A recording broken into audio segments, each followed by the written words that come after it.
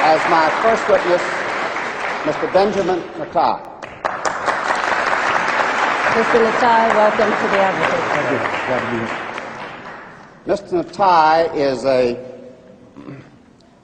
graduate of MIT. He is an Israeli, and he is a man who has written widely on this question before the House tonight.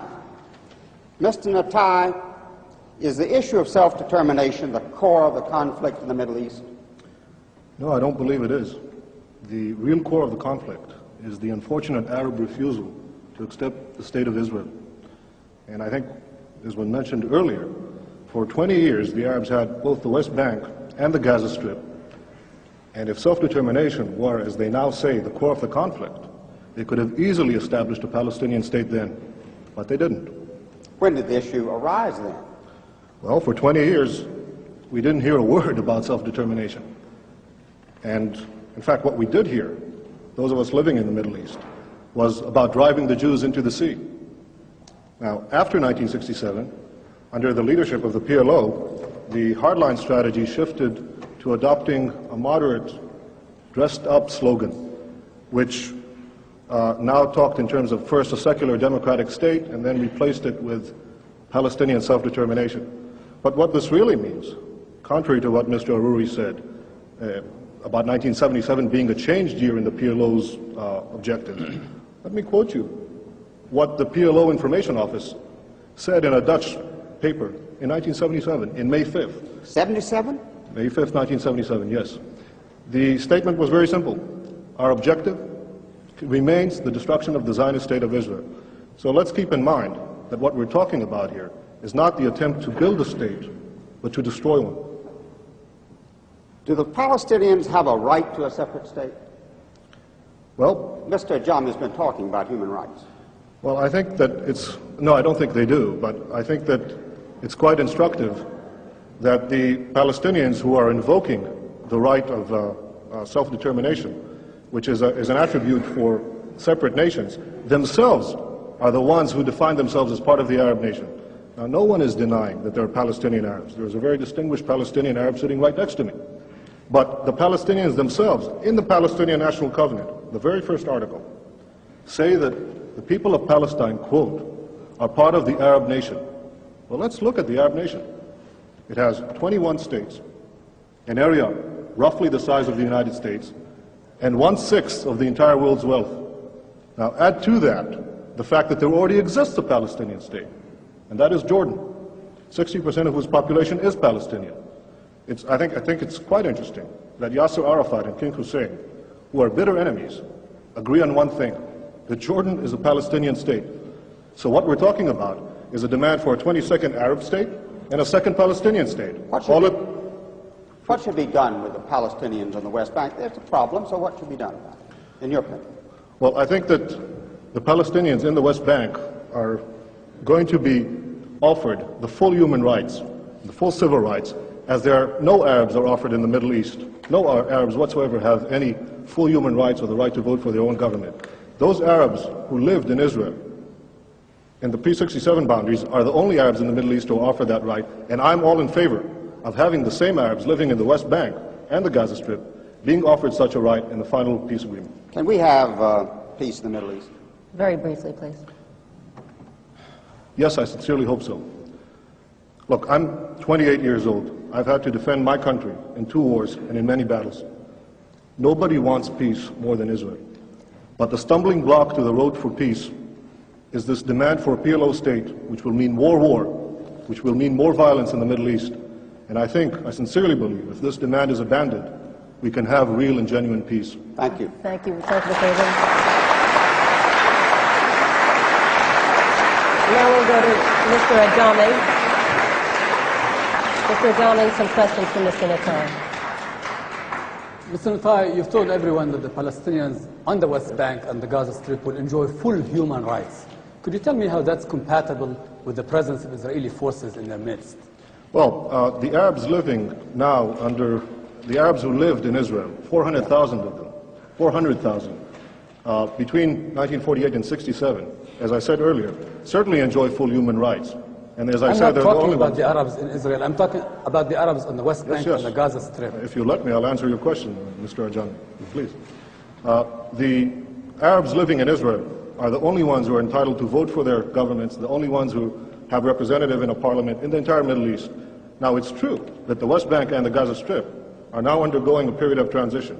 In fact, no Arab government has been willing to negotiate so far about this period of transition.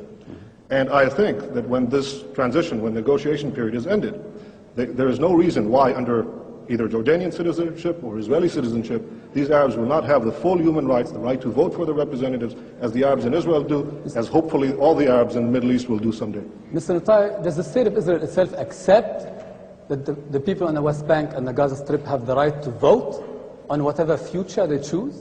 Well, Mr. Ajami, I just outlined that in the event that this negotiation process will continue, I'm sure that what we're talking about is in fact eventual citizenship of some kind, either Jordanian or Israeli or in any other arrangement in which these people will certainly vote. Mr. Netai, you've given yourself the right to determine that you are an Israeli, but you've also given yourself the right to negate the other entity, which I think is not somehow consistent with global practice at this time, is it?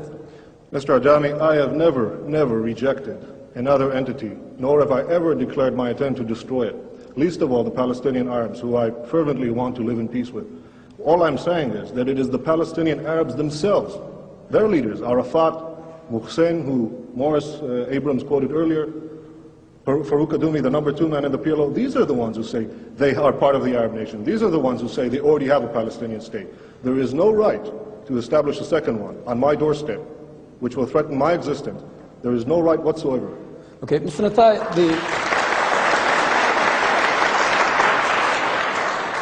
you seem like a very patriotic Israeli. Does not the fact of Israeli dependence upon the U.S.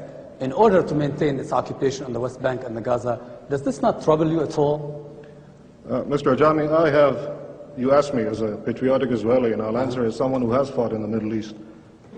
One of the things that I think is unique about Israel, in terms of all America's allies, is that it is perhaps the only one who has taken care of itself so far.